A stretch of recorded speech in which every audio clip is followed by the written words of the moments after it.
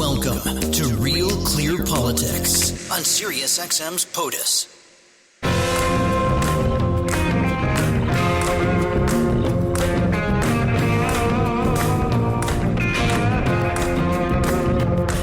Welcome to Real Clear Politics on SiriusXM from Monday, December 2nd. I'm Andrew Walworth, and I'm joined by RCP President and co-founder Tom Bevan and Washington Bureau Chief Carl Cannon. So, gentlemen, Sunday night, the White House announced that Joe Biden had granted a universal pardon of his son Hunter for any federal crime committed over a time period that spans more than a decade.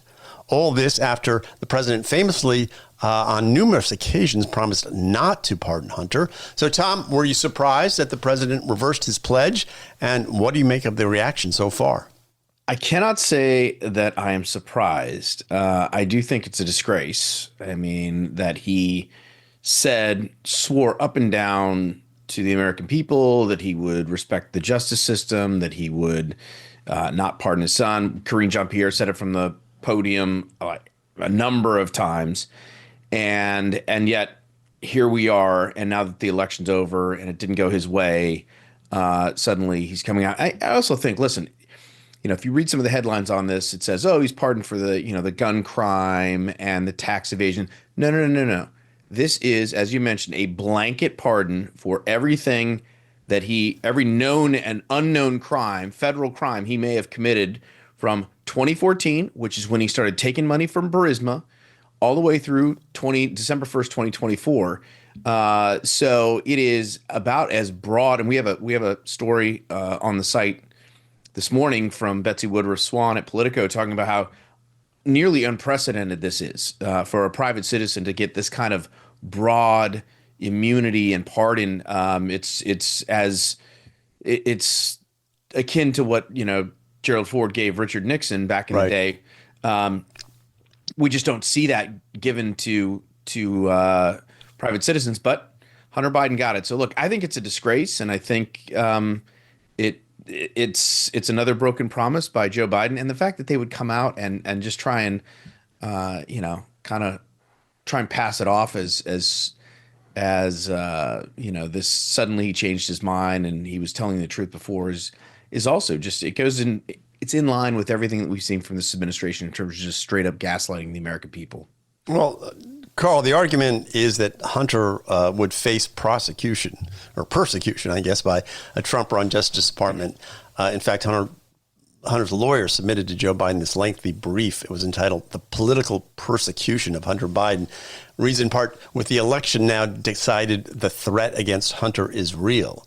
So what about that argument that Biden just changed his mind because Trump won the White House? It doesn't.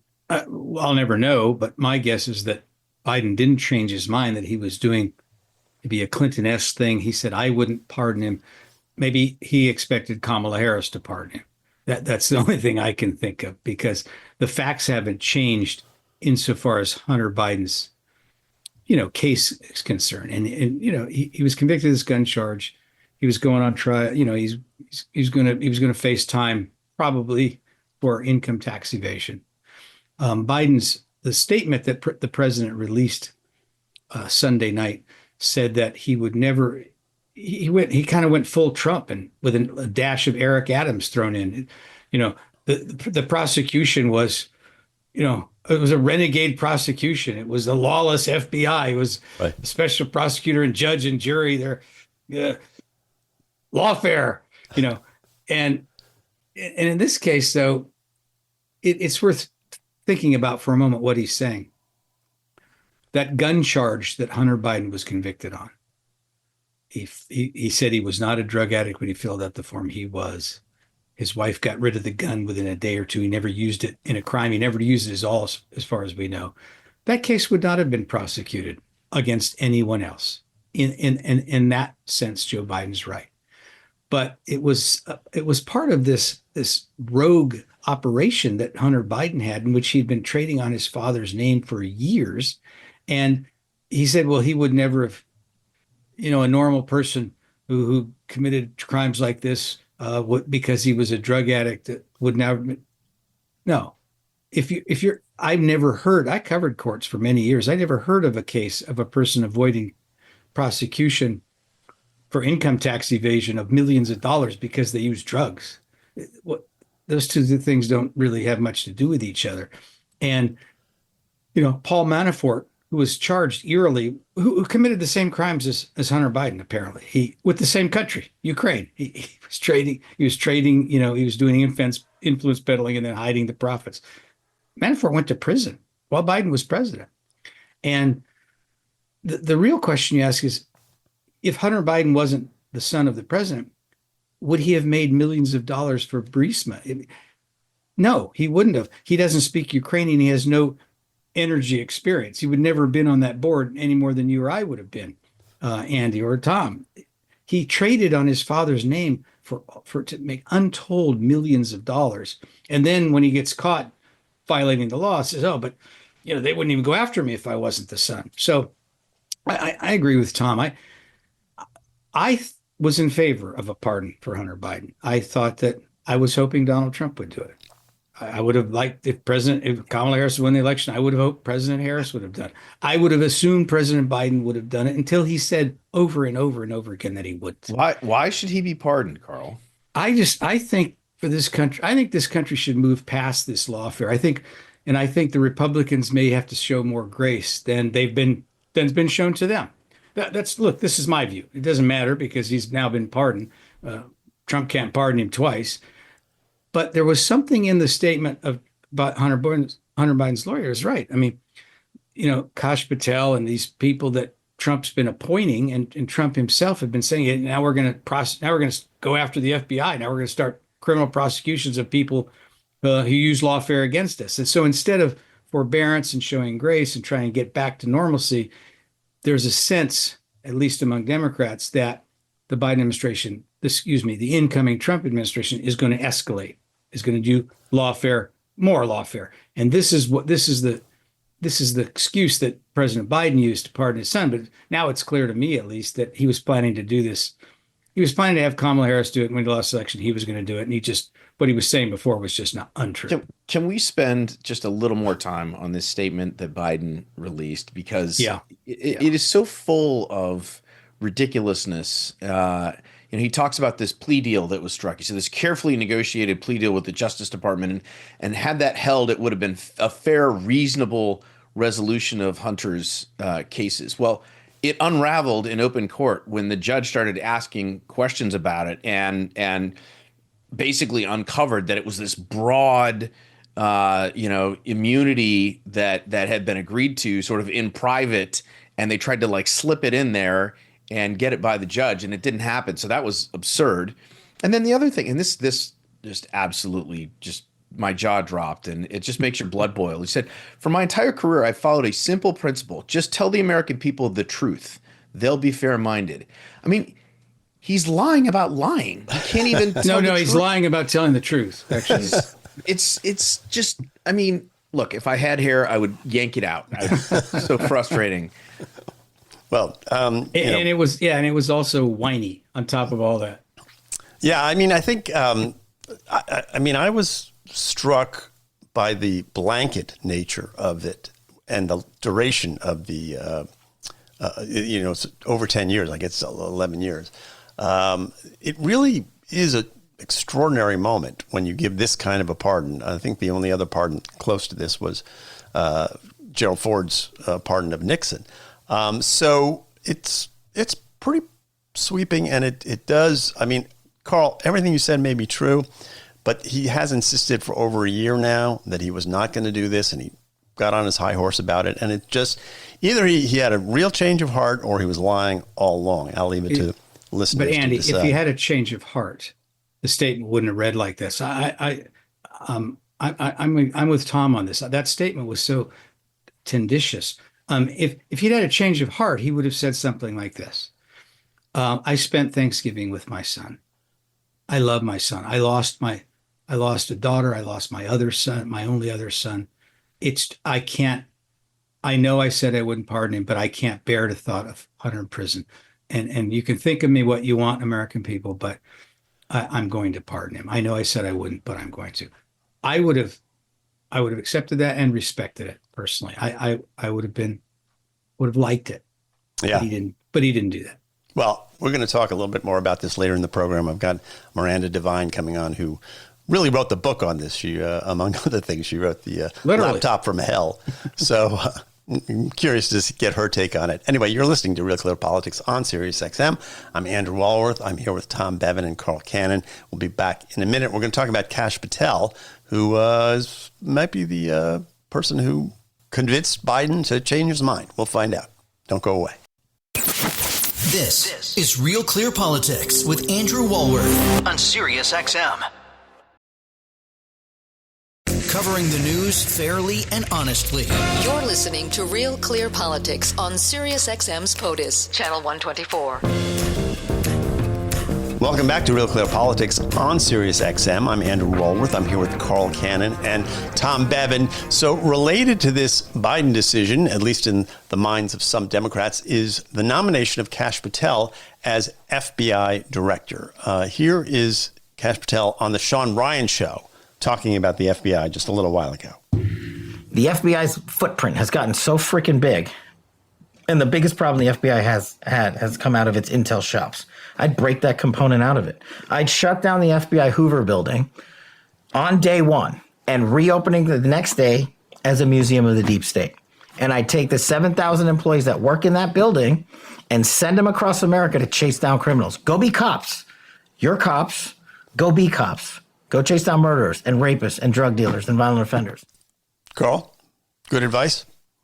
Well, I'm torn because I've been saying that for years myself, in a slightly different context. The FBI is not actually necessarily supposed to, chase down violent criminals. That's state law, but but the agency has gotten too large. You have advocated on this very program that you would shut down the FBI. I did never office in DC. Right? Yes, but I didn't. Just to be clear. Yeah. But just a slight clarification. I didn't say turn the building into a museum for the deep state. I would prefer it would be turned into a museum for celebrating the First Amendment. And there used to be raise it to the ground and then rebuild it. Yeah. Okay. Yeah. Look, I don't want to deny it because it's on tape. Yeah. I did. Look, that's right. And that agency needs an overhaul. In the short term, Christopher Wray was appointed by Trump. The FBI director is a thing that's bedeviled him. James Comey didn't want to be fired by Trump. And so, he played these games and he said, I don't do weasel things, but he did a number of weasel things, including run out to his car after talking with Trump and write down what he says Trump said and then leak it to New York Times so he could get a special prosecutor hired. It's kind of weaselly, you might say. Anyway, and then he appoints Christopher Wray. That Republicans have been disappointed in him. Not all Republicans, but some Republicans. Trump world, MAGA world has been disappointed in Christopher Wray. I don't know enough. I don't cover the agency anymore. I don't know enough to say. It's not normally considered like that. A president comes in and just gets a new FBI director, but I guess we're in the new world of norms. I guess that's one. But Kash Patel seems like more like a political activist, than the kind of person who's led the FBI in the past. But what Trump would say is that the FBI has been led astray, and it's time for a change of direction. So, Tom, what do you make of the pick? I mean, it's another, sort of Trump special, right? He doesn't have any experience. He's not a former agent. And, some people say, well, you need a former agent to lead that organization and someone that the current agents would respect, et cetera, et cetera. And maybe there's some truth to that, but maybe there's some truth to the fact that you need an outsider in there to go in who hasn't been part of that culture to break it up and to break things and reform it. And that falls in line with a number of Trump's other picks. And I think Kash Patel, look, he seems to be, raising the ire of all the usual suspects, right? From Morning Joe to the Washington Post editorial page to others. And in my mind, that's not necessarily a bad thing. I mean, again, proof will be in the pudding. Let's see how it goes. But I don't have a problem with him. I don't think he's a threat to the agency, a threat to democracy, some sort of as he's being portrayed in the media. I mean, he seems. I agree with Carl. I mean, he's definitely he's a loyalist. He's an activist. I mean, he is a guy who has been very outspoken on the deep state and the FBI and some of these other agencies. And so, maybe his bark is worse than his bite, or maybe he's actually going to get in there and actually do some stuff. And again, maybe that wouldn't be a bad thing. Well, real quick, Andy, on Tom's point, I didn't mean to cut you off there, but the FBI, what he's talking about there is the FBI, these FBI lawyers were leaving the FBI and going and embedding themselves in Twitter and basically threatening Twitter while they were in the FBI, and then doing the FBI's bidding when they left the FBI and Twitter to censor conservative opinion, to censor even independent thinking, libertarian thinking, Reason Magazine thinking. I mean, and so there was all of this extraneous activity going on and that's, we should define this. When conservatives say deep state, that liberals, Democrats get mad about that, but that's what they're talking about. And there is evidence that the FBI had become, it was always a politicized organization since its start. It began as a politicized organization. Under J. Edgar Hoover, it was for 50 years, but it still is. And what Kash Patel is talking about is trying to get that element out of that agency and concentrate on protecting Americans from, transnational crime, domestic crime that crosses state borders, more of a law enforcement function and less of a political function. Which is interesting because what he's being accused of is being a guy who's going to politicize the agency on Donald Trump's behalf and use it to exact vengeance and all that. Okay. But to be fair, he did tell Steve Bannon this. He said, and this is a quote, "We're going to come after the people in the media who lied about American citizens who helped Joe Biden rig presidential elections. We're going to come after you, whether it's criminally or civilly. We'll figure that out." Carl, that's got to give you some pause, right? It's irresponsible and threatening and disqualifying. I'm not a fan of this appointment, even though he and I share a goal of reforming the FBI. It's funny because Kash Patel wrote a book called Gangster Government, and where he talked about the government using sort of the heavy hand of the deep state. That sounded kind of like a gangster, right? Yeah. It was very right out of The Godfather. But hey, I want to you know what? It was out of Harold Robbins' The Adventurers, where the protagonist, he finally overthrows this corrupt government, and then the last scene, and it's demoralizing. In the last page of the book, he's hired the head of the secret police for his own government, for the reform government. So, well, there's this other story I want to talk about. It's about Al Sharpton and the Harris campaign. It's starting to pick up some steam. Apparently, their FEC filings for the campaign show two $250,000 donations to Sharpton's foundation. It's called the National Action Network. And that was followed by a rather pleasant appearance by the candidate on MSNBC. MSNBC claims that they had no idea that this contribution had been made, but $500,000 is a lot of money. And Carl, what do you make of the story? It sounds like checkbook journalism. Well, yeah, it doesn't sound like journalism at all, does it? Al Sharpton, I've seen stories, and I don't know if this is true, that he gets $1.5 million, from MSNBC in his salary, that he gets $1 million from his own charity. The New York Post reported that 5 or 6 years ago. For a man, guy's got to live, Carl. Come on, $2.5 million. For a man of the cloth, he's doing well. Yeah. Well, I actually went and looked at the 990s. Those are the forms that you have to, if you have a nonprofit, you have to fill them out. And so I can tell you that National Action Network paid Sharpton $375,000 in 2022. There's expenses in there for private jets and limousine services. His 3 daughters are on the payroll there for about $160,000, $170,000 combined. So it is he's a good family man. He's a good family man. It's about an $8 million annual burn rate that they have there. But I think, Tom, if Carl and I did this and came to you and said, hey, we just got paid $500,000, we're going to do a fair and balanced interview, you might have a question or two. might have a question. Well, I mean, and that's really the story, isn't it? Right? Well, so he takes this money. Fine. MSNBC says, well, okay, we didn't know anything about it, but you know about it now. And what have you done? Yeah. Nothing. They haven't fired him. They haven't suspended him. They haven't reprimanded him. They've done nothing to this guy.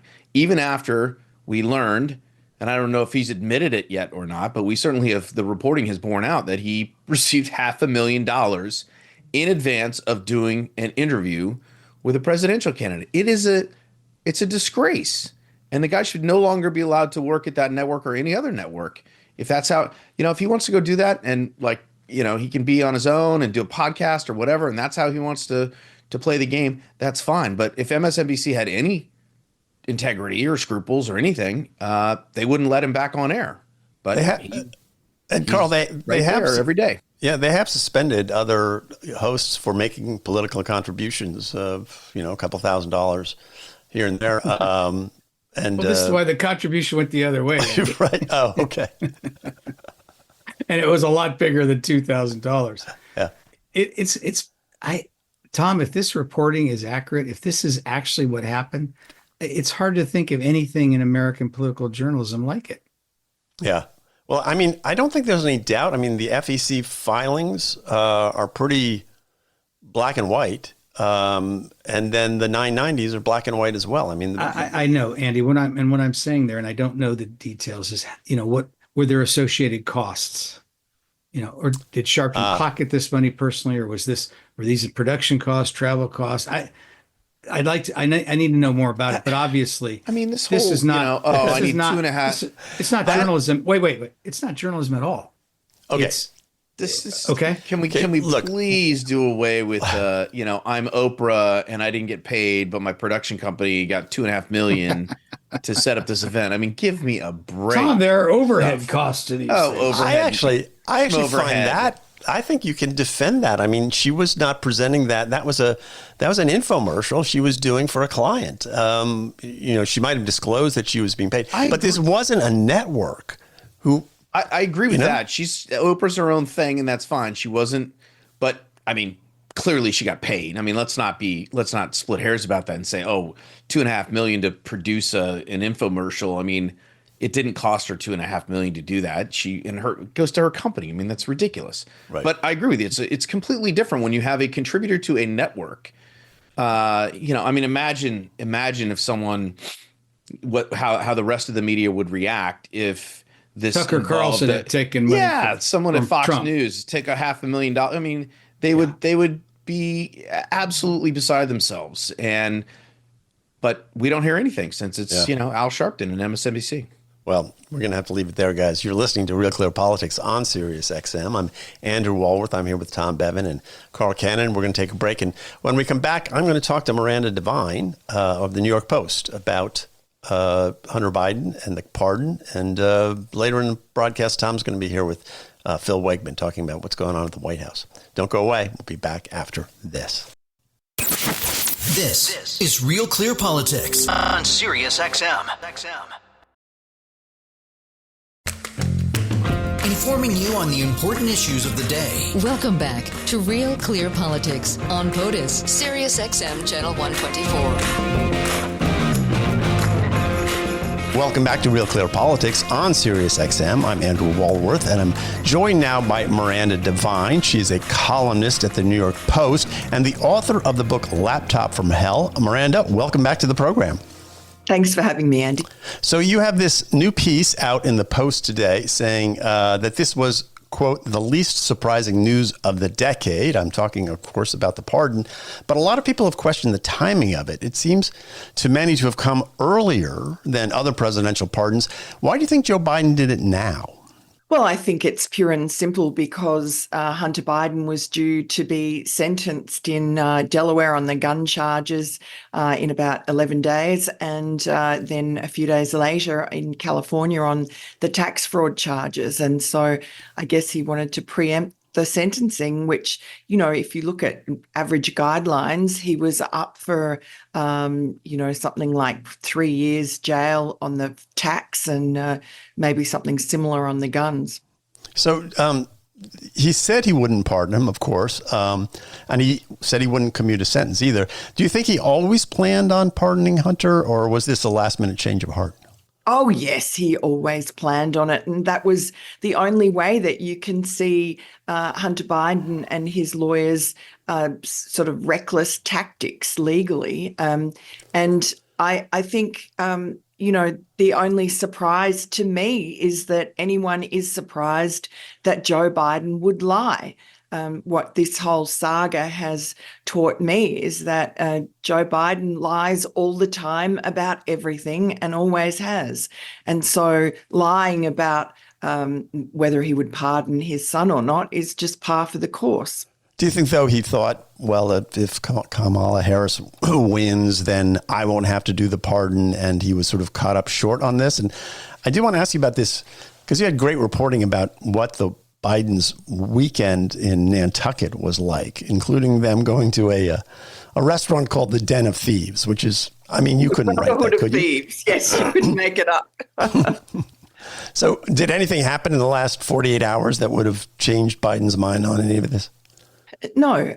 Look, that's the narrative that's being spun from the White House, and that various gullible souls at CNN and MSNBC have swallowed hook, line, and sinker, that, Joe Biden, honest Joe, a man of his word, my word as a Biden, was determined not to pardon Hunter. But then over the Thanksgiving weekend, he decided that he had to protect his son because he saw this outrageous 52-page document released by Hunter's lawyers that claimed that Hunter was the victim of, political persecution, that the prosecution was driven by Joe Biden's enemies. And in fact, in Joe Biden's statement on Sunday night, he alludes to that. I mean, he uses much of the same language. He says, my son, was only prosecuted like this because he's my son, and anybody similar would not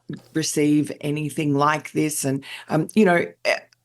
that's the story. And I guess you can't blame him for trying it, but I think you'd have to be a complete fool to fall for any of it.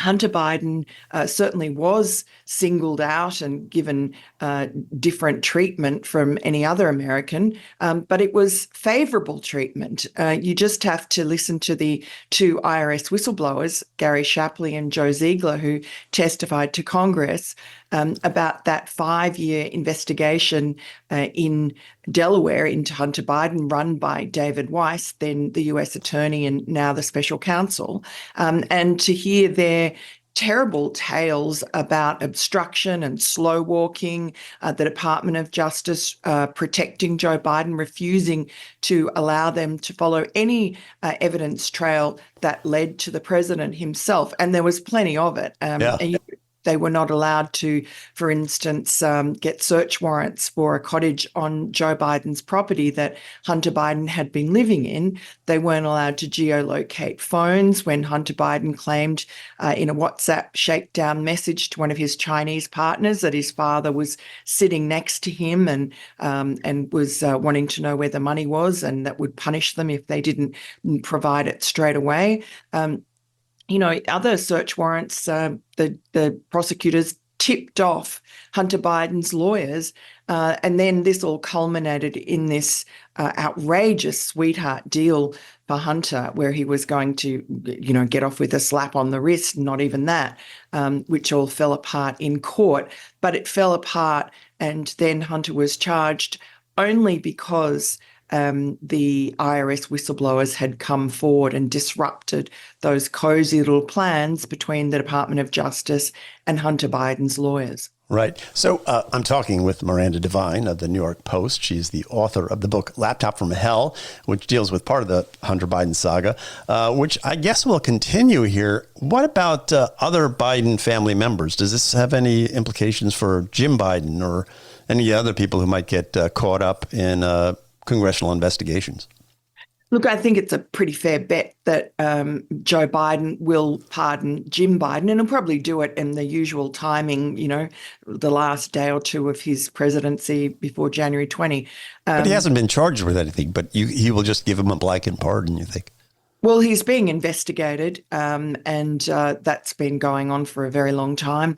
And he was involved in a lot of Hunter Biden's exploits, the influence peddling that was going on in China, some of those China deals. He wasn't involved in Ukraine, but there was enough there, I think, for Joe Biden. And there's no political stigma for him because he's already, blown the stack on Hunter. And he's given Hunter not just a pardon, but a pardon back 11 years. This is unprecedented. It is the most... And it's for everything. It's for crimes that he hasn't even been accused of, correct? I mean, it's just anything he did in the last 10 years, he's off, right? Everything. And that includes, he's gone back not 10 years, but curiously 11 years. And that's because in April of 2014 was when the whole Ukraine grift began, when Hunter was paid $1 million a year for serving on the board of that corrupt energy company, Burisma, in Ukraine.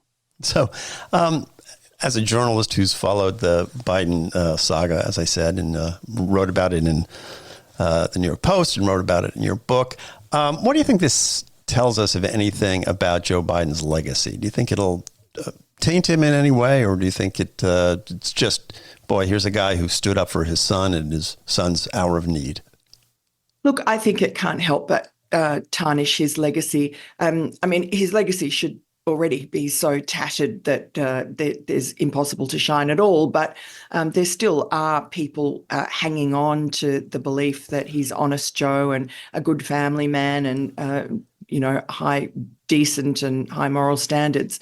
But I think this is just so on brand for Joe Biden that it's impossible to see it in any other way but as corrupt and as a protection for himself, because, of course, he was involved in that influence peddling. The more important issue, I think, though, is the cover-up by the deep state, and that is probably, regardless of pardons, what you will see the new Trump administration going after, because that really is a threat to the Republic, having the CIA and the DOJ and the FBI and the IRS and the State Department all colluding to censor stories that were derogatory about Joe Biden, like ours in the Hunter Biden laptop story just before the 2020 election. That was a letter written by the 51 former intelligence officials, most of them CIA. That really was a domestic election interference operation by the CIA, because you had the then CIA director, Gina Haspel, sign off on that letter, give it the green light, allow it to be published just 2 weeks before the election. And specifically, it was created for the purpose of getting Joe Biden off the hook during his last debate with Donald Trump. So I think that investigating all of that corruption of those institutions and those security agencies is probably the priority for Trump. And in terms of those investigations, as I understand it, I'd love your view on this. By receiving this pardon, Hunter Biden cannot plead the fifth in a congressional investigation, so that if he's called to testify against his father, he cannot sort of step aside and say, I can't do that because I might incriminate myself, because he can't incriminate himself. I mean, is that true, first of all? And is it possible that Biden will do a whole bunch of other pardons of people in the Justice Department in order to sort of quell any further investigation? Mm-hmm. Look, I'm not sure on the latter that he can really do that.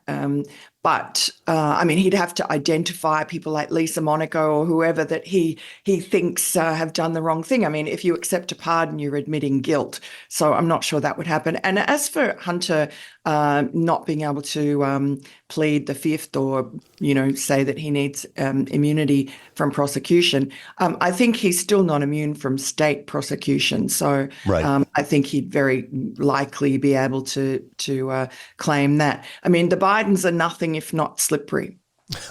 Well, you're listening to Real Clear Politics on Sirius XM. I'm Andrew Walworth. I've been talking with Miranda Devine of the New York Post. Don't go away. We'll be back with more Real Clear Politics right after this. It's real, it's clear, and it's on POTUS. It's Real Clear Politics. Sirius XM 124. Informed viewpoints spanning the ideological spectrum. You're listening to Real Clear Politics on POTUS, Sirius XM Channel 124. Welcome back to Real Clear Politics on Sirius XM. I'm Tom Bevan, co-founder and president of RCP. Joined now by Phil Wegmann. He is our White House reporter for Real Clear Politics. Phil, good to have you. Thanks for having me. Hope you had a wonderful Thanksgiving. So obviously, Phil, let's talk about the sort of bombshell news that broke last night, which is the pardon of Hunter Biden.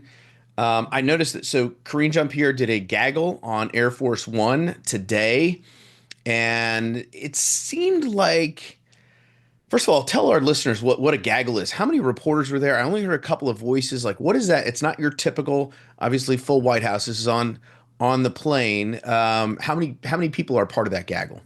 So this is a little bit of inside baseball, but during that gaggle, while the president is traveling overseas to Africa for an international visit, there's probably maybe 10 or 15 reporters thereabouts, as opposed to a normal White House press briefing where you've got the entire press corps, 49 reporters sitting in each of those blue chairs, and it's on camera. That's the big difference here. The first we're hearing from the Biden White House after President Biden did something that he told us he wasn't going to do. First we're hearing from them is while the president is on Air Force One headed to a different continent, and it's not on camera. Instead, we have only the audio. It certainly seems, a cynic could conclude that they dropped this news on a Sunday night and then they got out of town. Well, and you can't tell who the reporters who are asking the questions aren't identified. They obviously pressed her on this issue and whether the Justice Department is politicized, et cetera. But look, in my opinion, listening to that gaggle, I would have thought there would have been more sort of outrage directed at her because, she's the one who stood there day after day after day. And you posted a clip. You asked her. I think a lot of reporters in that room had asked her over time whether she was going to, whether the president was going to pardon his son, commute his sentences, any number of things. And the answer was always no, no, no, no, no, until it wasn't no, which was the other day. And she tried to finesse that. She kept referring back to his statement and said, look, he made this decision this weekend, blah, blah, blah. But there's really nothing different about, what was going on then versus now. I'm just curious, Phil, as to the timing also. I mean, why would he not wait till the very end on his way out the door as opposed to doing it now? So the speculation about the timing is that Hunter Biden is likely to be sentenced in this case sooner rather than later. So instead of waiting until January 19th, or as the movers are packing up his personal effects from the Oval Office, President Biden decided now was the time that he was going to go back on his word. He was going to pardon his son.